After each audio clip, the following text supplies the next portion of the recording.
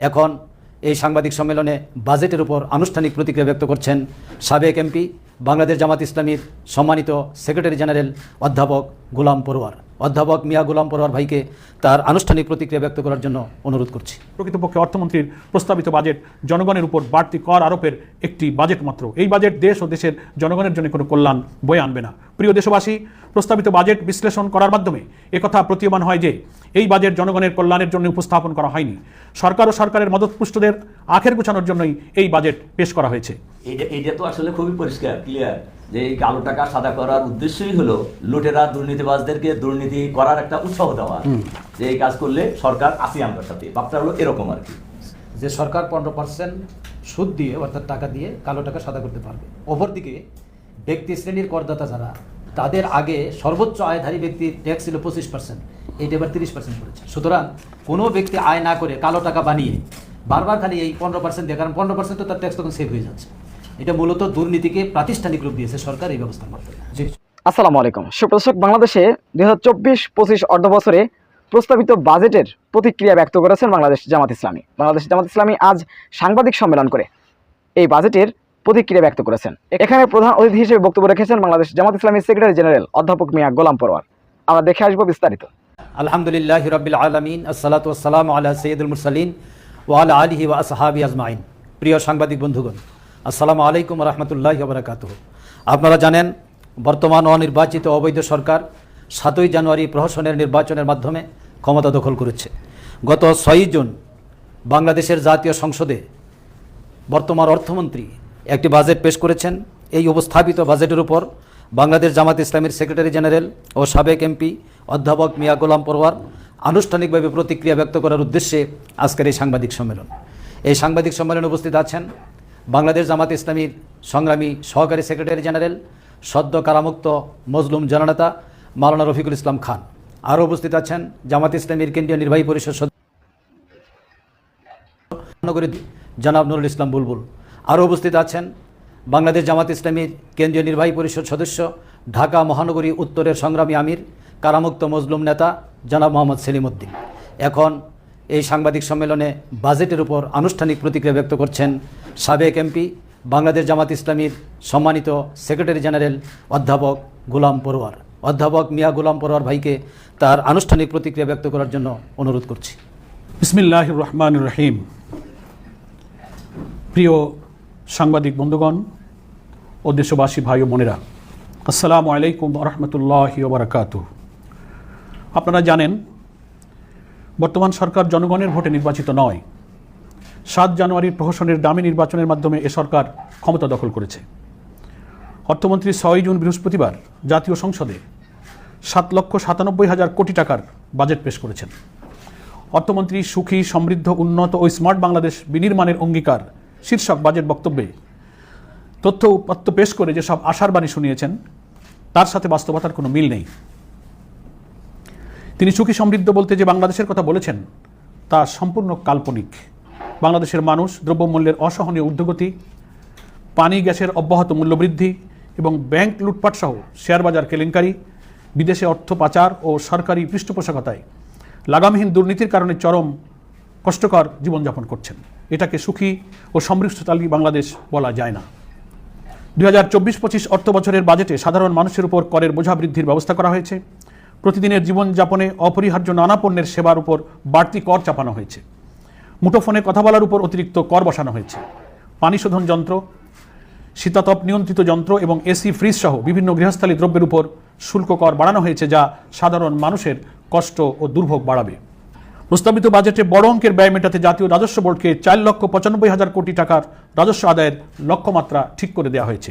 এটি অর্জন করতে চলতি সংশোধিত বাজেট থেকে 66,000 কোটি টাকার বেশি আহরণ করতে হবে, যা বড় ধরনের চ্যালেঞ্জ বলে মনে করেন অর্থনীতিবিদগণ। প্রকৃতপক্ষে সরকারের রাজস্ব নীতি ব্যক্তি ও গোষ্ঠী নির্ভর হয়ে পড়েছে।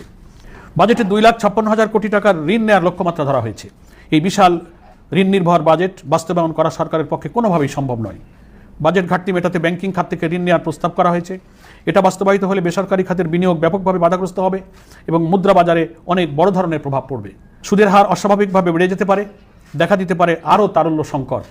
প্রস্তাবিত বাজেটকে অর্থনীতিবিদগণ সংকোচনমূলক বাজেট বলে আখ্যায়িত করেছেন।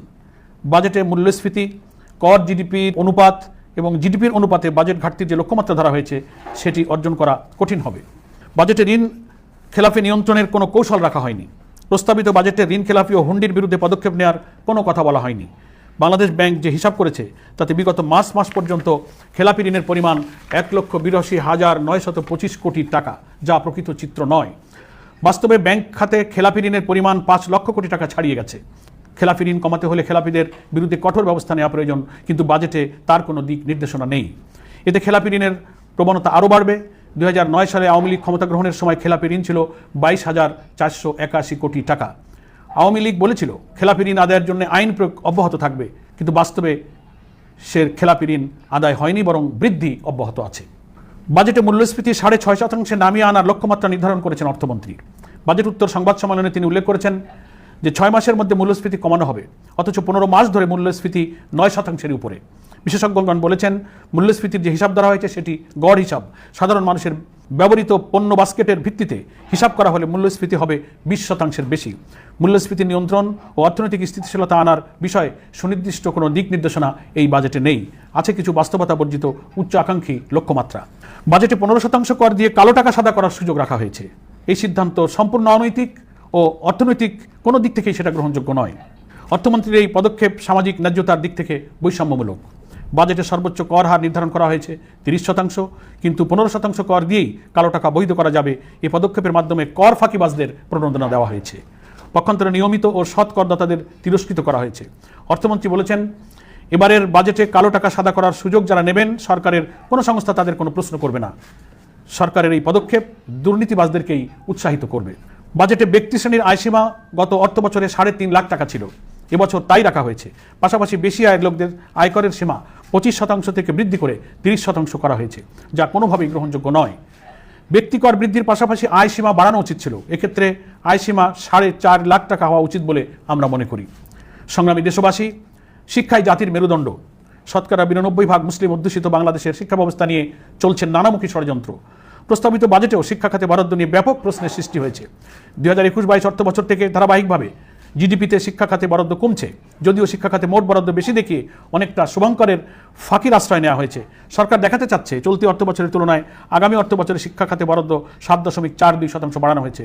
এ বরাদ্দের মূল বাজেটের 11.88%। কৃষি বাংলাদেশের অর্থনীতির প্রধান চালিকা শক্তি। কৃষির উন্নয়ন, সম্প্রসারণ ও কৃষকদের জন্য প্রস্তাবিত বাজেটে উল্লেখযোগ্য কোনো বরাদ্দ রাখা হয়নি, অথচ শ্রমজীবীদের 43.89%ই কৃষি কাজের সাথে জড়িত। কৃষকের উৎপাদিত পণ্যের ন্যায্য মূল্য প্রাপ্তির কোনো নিশ্চয়তা নেই এই বাজেটে। সার, বীজ ও কীটনাশক প্রাপ্তির ক্ষেত্রে কৃষকদের সুবিধা দেওয়ার কোনো দিক নির্দেশনা এই বাজেটে নেই। বাংলাদেশের অর্থনীতির অন্যতম খাত হচ্ছে শিল্প খাত, অথচ শিল্পের উন্নয়ন, বিকাশ এবং নতুন নতুন শিল্প প্রতিষ্ঠান স্থাপনে কোনো দিক নির্দেশনা রাখা হয়নি বাজেটে। এমনিতেই কোভিড মহামারী, রাশিয়া ইউক্রেন যুদ্ধসহ নানা বৈশ্বিক কারণে এবং ডলারের অভাবে শিল্পের কাঁচামাল, যন্ত্রপাতি আমদানি ব্যাপকভাবে হ্রাস পেয়েছে। ফলে নতুন শিল্প প্রতিষ্ঠান গড়ে উঠছে না। শ্রমঘন, ক্ষুদ্র ও মাঝারি শিল্পের প্রণোদনার ব্যবস্থা থাকলে নতুন নতুন শিল্প প্রতিষ্ঠান গড়ে উঠত এবং বেকারত্বের কিছুটা দূর হতো, কিন্তু শিল্পের বিকাশে কোনো প্রণোদনার ব্যবস্থা করা হয়নি প্রস্তাবিত এই বাজেটে। একদিকে হাজার হাজার কোটি টাকার লোকসানের বোঝা নিয়ে রাষ্ট্রায়ত্ত খাতের শিল্পগুলো একের পর এক বন্ধ হয়ে যাচ্ছে। আজও বন্ধ পাটকালগুলো চালু করতে পারেনি সরকার। অন্যদিকে রপ্তানি আয়ের সবচেয়ে বড় খাত বস্ত্র ও পোশাক শিল্পকে অবহেলা করা হয়েছে। প্রস্তাবিত বাজেটে বস্ত্র ও পোশাক শিল্পের বিকাশে কোনো সহায়তার কথা উল্লেখ নেই।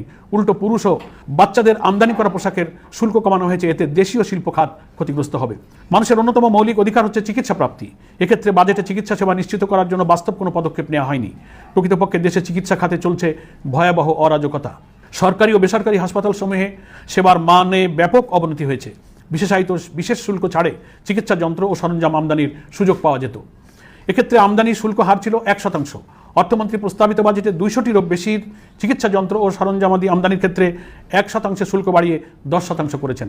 এতে চিকিৎসা সেবার মূল্য অনেক বেড়ে যেতে পারে, যাতে জনগণের চিকিৎসা সেবা থেকে বঞ্চিত হওয়ার দুর্দশা শুরু হবে। বাংলাদেশের ব্যাংকগুলো বর্তমানে লুটপাটের কারখানায় পরিণত হয়েছে। গ্রাহকগণ ব্যাংকে টাকা রাখতে ভরসা পাচ্ছেন না। ব্যাংক থেকে ঋণ গ্রহণের নামে বিশেষ গোষ্ঠী জনগণের আমানতের টাকা আত্মসাৎ করার যে অপকৌশল গ্রহণ করেছে তা রোধ করার জন্য বাজেটে কোনো দিক নির্দেশনা নেই। দেশপ্রেমিক ভাই ও বোনেরা, বাংলাদেশের প্রধান সমস্যা হচ্ছে দুর্নীতি ও বেকারত্ব। দুর্নীতি কমলে অর্থনৈতিক উন্নতি ত্বরান্বিত হবে, কর্মসংস্থানও বাড়বে, ফলে বেকারত্ব কমবে। আওয়ামী লীগ 2009 সালে ক্ষমতায় এসে ঘরে ঘরে চাকরি দেওয়ার কথা বলেছিল, কিন্তু আওয়ামী লীগের 15 বছরের শাসনামলে ঘরে ঘরে চাকরি কিংবা বেকারত্ব না কমে বরং বেকারত্ব বৃদ্ধি পেয়েছে। বাংলাদেশের পরিসংখ্যান ব্যুরোর হিসাব অনুযায়ী শুধু 23 সালেই বেকারত্বের সংখ্যা 24,70,000 বেড়েছে। বাংলাদেশের শিক্ষিত তরুণদের বেকারত্বের ভয়াবহ চিত্র এসেছে বিভিন্ন গণমাধ্যমে। অনেক দেশে সরকার বেকারদের কর্মসংস্থান না হওয়া পর্যন্ত বেকার ভাতা দিয়ে থাকে। আমাদের দেশে সেরকম কিছু করার সদিচ্ছা এই সরকারের নেই। এবারের বাজেটে বেকারদের জন্য কোনো পদক্ষেপ নেওয়া হয়নি।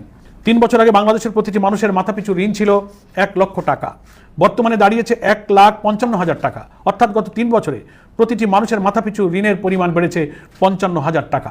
2023 সালের জুন মাসে সরকারি ও বেসরকারি ঋণ ছিল $98.9 বিলিয়ন। এবছর সেপ্টেম্বর মাসে তা দাঁড়ায় $100 বিলিয়ন, যার সুদ দিতে হবে প্রতি বছর 1.25 লাখ কোটি টাকা। আগামী অর্থ বছরে দেশি ও বিদেশি ঋণ এবং তার সুদ দ্বিগুণ বাড়ার আশঙ্কা করছেন অর্থনীতিবিদগণ। চলতি অর্থ বছরের সুদ পরিশোধে বাজেটের 12.4% বরাদ্দ ছিল, সংশোধিত বাজেটে সেটা বাড়িয়ে 13.5% করা হয়েছে। প্রস্তাবিত বাজেটে দেশি বিদেশি সুদ পরিশোধে বরাদ্দ রাখা হয়েছে 1,13,000 কোটি টাকা, যা বাজেটের 14.24%। বাজেটের এক বিশাল অঙ্ক ঋণের সুদ পরিশোধে ব্যয় করতে হবে। মেগা প্রকল্পের ঋণ ও সুদ পরিশোধের দায়, এর ফলে বৈদেশিক মুদ্রার রিজার্ভের উপর আরও চাপ বাড়বে। ডলারের সরবরাহ আরও কমে যেতে পারে। প্রয়োজনীয় ডলারের অভাবে বৈদেশিক ঋণের কিস্তি পরিশোধ যেমন বাধাগ্রস্ত হবে, তেমনি দেশের ব্যবসা বাণিজ্যের সংকট আরও তীব্র হবে। মূলত দেশকে ঋণমুক্ত করার বিষয়ে বাজেটে কোনো কার্যকর পদক্ষেপের কথা উল্লেখ নেই। দেশের অর্থনীতির সূচক সব দিক থেকে নিম্নগামী। মূল্যস্ফীতির কারণে সীমিত আয়ের মানুষ আজ বিপদগ্রস্ত। অর্থমন্ত্রী তার বাজেট বক্তৃতায় সামষ্টিক অর্থনীতি স্থিতিশীল রাখা, মূল্যস্ফীতি 6.5% নামিয়ে আনা, দুর্নীতির লাগাম টেনে ধরার উপর জোর দিয়েছেন, কিন্তু তার বাজেট বক্তৃতা বিশ্লেষণ করলে আশাবাদী হওয়ার মতো কোনো নির্দেশনা খুঁজে পাওয়া যায় না। অর্থমন্ত্রী খরচের ক্ষেত্রে যে হিসাব পেশ করেছেন তা কোথা থেকে আসবে তার নিশ্চয়তা নেই। অর্থমন্ত্রী 2 লক্ষ কোটি টাকার বেশি ঘাটতি পূরণ করার উৎস হিসেবে দেশি ও বিদেশি উৎস থেকে ঋণ করার কথা বলেছেন। সরকার ব্যাংক খাত থেকে বেশি টাকা ঋণ নিলে বেসরকারি খাত ঝুঁকিতে পড়বে। প্রকৃতপক্ষে অর্থমন্ত্রীর প্রস্তাবিত বাজেট জনগণের উপর বাড়তি কর আরোপের একটি বাজেট মাত্র। এই বাজেট দেশ ও দেশের জনগণের জন্য কোনো কল্যাণ বয়ে আনবে না। প্রিয় দেশবাসী, প্রস্তাবিত বাজেট বিশ্লেষণ করার মাধ্যমে একথা প্রতীয়মান হয় যে এই বাজেট জনগণের কল্যাণের জন্য উপস্থাপন করা হয়নি। সরকার ও সরকারের মদতপুষ্টদের আখের গুছানোর জন্যই এই বাজেট পেশ করা হয়েছে। জনগণের ভোটে নির্বাচিত না হয় জনগণের প্রতি এই সরকারের কোনো দায়বদ্ধতা নেই। জনগণের কল্যাণ ও মঙ্গলের জন্য একটি ভারসাম্যপূর্ণ বাজেট উপস্থাপনের মাধ্যমে দেশের সার্বিক অর্থনৈতিক উন্নয়নের লক্ষ্যে জনগণের নির্বাচিত সরকার প্রয়োজন। এই সরকার যতদিন ক্ষমতায় থাকবে ততদিন দেশের অর্থনীতিকে ধ্বংস করে দেশকে একটি ঋণ নির্ভর দেশে পরিণত করতে থাকবে। এই অবস্থা থেকে পরিত্রাণের লক্ষ্যে জনগণের সরকার প্রতিষ্ঠার জন্য ঐক্যবদ্ধ আন্দোলন বলে তোড়া ছাড়া কোনো পথ নেই। তাই দেশবাসীকে আমরা একটি সুখী সমৃদ্ধশালী কল্যাণ রাষ্ট্র প্রতিষ্ঠিত করার জন্য সেই ঐক্যবদ্ধ আন্দোলনে সামিল হওয়ার জন্য আহ্বান জানাচ্ছি। সবাইকে ধন্যবাদ জানিয়ে আমার বক্তব্য শেষ করছি। আল্লাহ হাফেজ। বাংলাদেশ জিন্দাবাদ। বাংলাদেশ জামাত ইসলামী জিন্দাবাদ। প্রিয় সাংবাদিক বন্ধুগণ, সম্মানিত সেক্রেটারি জেনারেল বাজেটের উপর বাংলাদেশ জামাত ইসলামীর পক্ষ থেকে, অর্থাৎ এই দলের পক্ষ থেকে আনুষ্ঠানিক প্রতিক্রিয়া ব্যক্ত করেছেন। এই বক্তব্যের উপরে যদি আপনাদের কোনো প্রশ্ন থাকে তাহলে সুযোগ দেওয়া হবে, আর প্রশ্নোত্তরের পরে আমাদের আনুষ্ঠানিকভাবে সাংবাদিক সম্মেলন শেষ হবে ইনশাআল্লাহ। বর্তমান সময়ে তো এমনি দ্রব্যমূল্য অনেক বাড়ছে, এই প্রেক্ষিতে সরকার বাজেট পেশ করবে। এই বাজেটটা আপনারা কতটা জনবান্ধব মনে করছেন? আমরা আমাদের প্রতিক্রিয়ায় এটা বলেছি যে এটা মোটেই জনবান্ধব নয়, বরং সরকারের চাটুকর একটা শ্রেণী তৈরি করার জন্য কিছু সিন্ডিকেটের উপকারের জন্যই মূলত এই বাজেট তাদের কাজে লাগবে। জনবান্ধব নয়, শ্রমবান্ধব নয় এবং গণবিরোধী একটা বাজেট এটা পেশ করা হয়েছে। এর সাথে জনগণের ভাগ্য পরিবর্তনের কোনো সম্পর্ক নেই। আমরা জানি যে শিক্ষাই জাতির মেরুদণ্ড, অথচ বর্তমান বাজেটে শিক্ষা খাতে মাত্র 1% বরাদ্দ দেওয়া হয়েছে। তো এই ব্যাপারে জামাত ইসলামের ভূমিকা কি বা প্রতিক্রিয়া কি? ধন্যবাদ। একটু বেশি দিয়েছে, তবে জিডিপির অনুপাতে সেটা কম পাওয়া, মানে ওই জিডিপির অনুমাতে কম দিয়ে গত বছর থেকে একটু বাড়তি দেখিয়ে এখানে একটা শুভঙ্করের ফাঁকি দিতে চেয়েছে সরকার। এটা জনগণকে তারা প্রতারিত করতে পারবে না। আমরা শিক্ষা খাতের নানামুখী দুরবস্থার বিরুদ্ধে জামাত ইসলামের ব্যাপক আন্দোলনের পরিকল্পনা কর্মসূচি আছে। দেশবাসীকে আমরা সে ব্যাপারে আমাদের বক্তব্য পেশ করেছি এবং সে ব্যাপারে আমাদের নিয়মিত কর্মসূচির মাধ্যমেই এই শিক্ষা বিরোধী যে ষড়যন্ত্র সেটা আমরা ইনশাআল্লাহ মোকাবেলা করব। সাদা টাকা কালো করার ব্যাপারে প্রধানমন্ত্রী সংসদে যে বক্তব্য দিয়েছেন বাজেটে, সেক্ষেত্রে আপনারা মনে করেন কিনা যে এতে করে ভবিষ্যতে দুর্নীতির এবং বিদেশে যে টাকা পাচার এটা বাড়বে কিনা? নিশ্চয়ই সেটা বাড়বে, বিদেশে টাকা পাচারই বাড়বে এবং আলটিমেটলি এই কালো টাকা সাদা করার এই যে বিধানটা, এটা নৈতিক দিক থেকে হোক, অর্থনৈতিক দিক থেকে হোক, কোনো দিক থেকে গ্রহণযোগ্য নয়। এটা একটা শ্রেণীকে লাইসেন্স দেওয়া হলো যে তুমি তোমার আয় গোপন করে কালো টাকার মালিক হতে পারবে, নির্দিষ্ট সময় শেষে একটা পার্সেন্টেজ দিয়ে তুমি তোমার টাকাকে সাদা করবে। এটা একটা অনৈতিক প্রণোদনা দেওয়া হয়েছে। এটা তো আসলে খুবই পরিষ্কার ক্লিয়ার যে এই কালো টাকা সাদা করার উদ্দেশ্যই হলো লুটেরা দুর্নীতিবাজদেরকে দুর্নীতি করার একটা উৎসাহ দেওয়া, যে এই কাজ করলে সরকার আসি আমরা সাথে, ভাবটা হলো এরকম আর কি।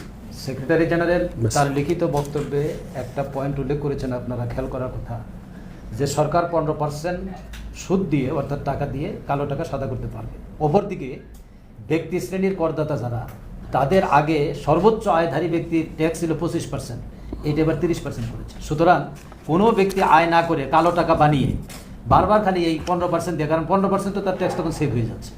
এটা মূলত দুর্নীতিকে প্রাতিষ্ঠানিক রূপ দিয়েছে সরকার এই ব্যবস্থার মাধ্যমে। জি, সবাইকে ধন্যবাদ, সকলকে ধন্যবাদ। আপনারা সময় দিয়েছেন, অনেক মূল্যবান সময় ব্যয় করে আমাদের সাংবাদিক সম্মেলনকে সফল করেছেন, এই জন্য আপনাদের এবং আপনাদের মাধ্যমে দেশবাসীকে ধন্যবাদ। সুপ্রদর্শক, বাংলাদেশের বাজেটের উপরে বাংলাদেশ জামাত ইসলামীর এই প্রতিক্রিয়াকে আপনারা কীভাবে দেখছেন, কীভাবে মূল্যায়ন করছেন, অবশ্যই আপনাদের মূল্যবান মন্তব্য কমেন্ট বক্সে জানাবেন। সবসময় সত্য নির্ভর তথ্য পেতে স্বাধীন বাংলা ইউটিউব চ্যানেলটি সাবস্ক্রাইব করে আমাদের সাথে থাকুন। আসসালামু আলাইকুম রহমতুল্লাহি ওয়া বারাকাতুহু।